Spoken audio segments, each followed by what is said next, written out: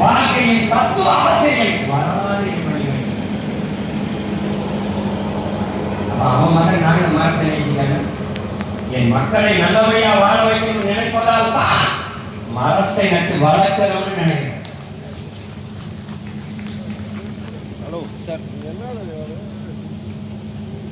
சிலப்பதிகாரத்தில் உடைய மூதாதை இளங்கொடி மருந்து வந்து சிறந்த ஆர்ப்ப மணிப்பு ஆடை அது போர்த்து கருங்கை கண் விழித்து ஒழுகி நடந்தாய் வாடி என்று பாட்டு. மருந்து வண்டு சிறந்து இரு கரையில இருக்கிற மரங்கள்ல வண்டு பாட்டு இசைத்துக்கிட்டு இருக்கு. ஆர்ப்ப மணிப்பு ஆடை இந்த பூக்கள் மரங்கள் இருக்க பூக்கள்லாம் அந்த தண்ணி மேல அந்த ஆடை நீர் மேல கொட்டதுனால அது பூவால செய்த ஆடையை போர்த்தின மாதிரி இருக்கு.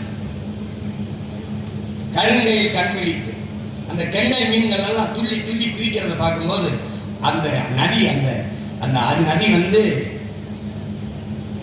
கண் விழிக்கிற மாதிரி இருக்குது. உன்னுடைய கண் மாதிரி இருக்குது அப்படின்னா ஆர்ப்ப மணிப்பு ஆடை அது பொறுத்து கருங்கையில் கண் விழித்து ஒளி நடந்தாய் வாடி காவேரி என்று பாடுறார். அப்ப அவர் பாடி வரும்போது இந்த கருங்கைக்கு உன்னுடைய கண்களா துள்ளி துள்ளி விளையாடுகிற கெண்டை மீன்கள் உன்னுடைய கண்களான அந்த காவிரியை பார்த்து கேட்கிறாரு இளங்கொடி. அப்ப இடுப்பை வளைத்து நெளித்து அப்படி அசைந்து அப்படி நடைபோட்டு வருகிற காவிரியே வா என்று வரவேற்கிறார். எங்க அப்பா நம்ம எப்படி தர்றாரு? எல்லா ஆறுகளும் காவிரி போல இடுப்பை வளைத்து நெளித்து நடைபோட்டு வரும். அதுக்கு நீ ஒண்ணு செய்யணும். என்ன செய்யணும்? மருங்கு வண்டு சிறந்து இரு கரையிலும் இருக்கிற மரங்களில் இருக்கிற வண்டுகள் இசைத்தது வீங்காரம் விட்டது பாடியதுனால அப்படி வரணும்னா என்ன செய்யணும்? நீ ஒண்ணு செய்யணும். கரை நெடுக மரம் நடுக.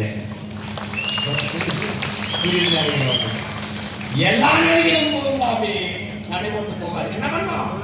கரை நெடுக மரம் நடுக.